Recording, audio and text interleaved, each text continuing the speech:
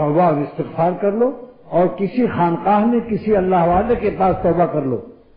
یہ حدیث بخاری شریف کی ہے کہ 100 قتل کے مجرم کو حکم ہوا کہ ہم تمہارا 100 قتل معاف کر دیں گے، اور جو وارثین ہیں ان سے معافی بھی دلا دیں گے، کیونکہ موقع نہیں ہے، اس قابل نہیں ہے کہ وہ دیت دے سکے، مرنے کا زمانہ قریب ہے۔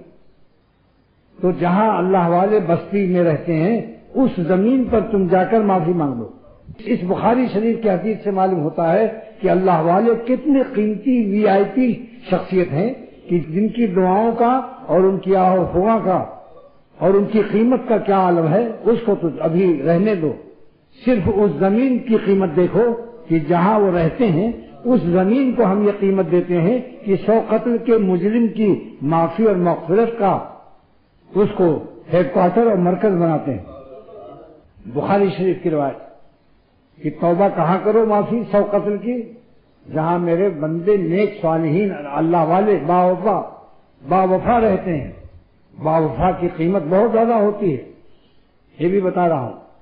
آدمی اپنے دوستوں سے بھی کہتا ہے کہ میرا ایک دوست 25 سال کا آزمایا ہوا ہے، با وفا ہے۔ بندے با وفا کی قیمت یہ ہے کہ 100 قتل معاف کیا جا رہا ہے۔ کیا جہاں 100 قتل کیا تھا وہاں اللہ معاف نہیں کر سکتا تھا؟ طاقت نہیں تھی وہاں مغفرت کی؟ تھی، مغفرت کی طاقت تھی، صفت مغفرت کا وجود تھا، مگر ظہور کے لیے فرمایا کہ میرے اندر کوئی خوبی ایسی نہیں ہے جو کسی وقت ہو کسی وقت نہ ہو، ہر وقت میری خوبیاں میرے پاس ہیں، مگر ظہور کے لیے جاؤ میرے عاشقوں کی زمین پر، ان سے بھی نہ کہو۔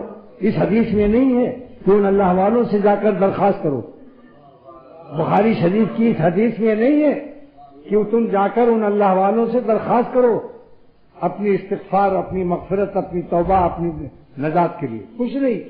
بس تم اس زمین پر قدم رکھ لو جس زمین پر ان کے آنسو گرے ہیں، جس زمین پر ان کے سجدے ہوئے ہیں، جس زمین پر انہوں نے اپنی وفاداری پر اور اپنی خون آرزو کیا ہے، جنہوں نے ہمیں ناراض کر کے حرام لذت سے کمینے پن کا ثبوت نہیں پیش کیا ہے، جنہوں نے ہم کو ہمارے راستے میں ناراضگی اور غضب اور قہر کے اعمال سے اس خبیث الطبع لوگوں نے جو حرام لذت لوٹتے ہیں، یہ وہ بندے ہیں جنہوں نے اپنا خون آرزو کیا ہے، اپنی خوشیوں کا خون کیا ہے۔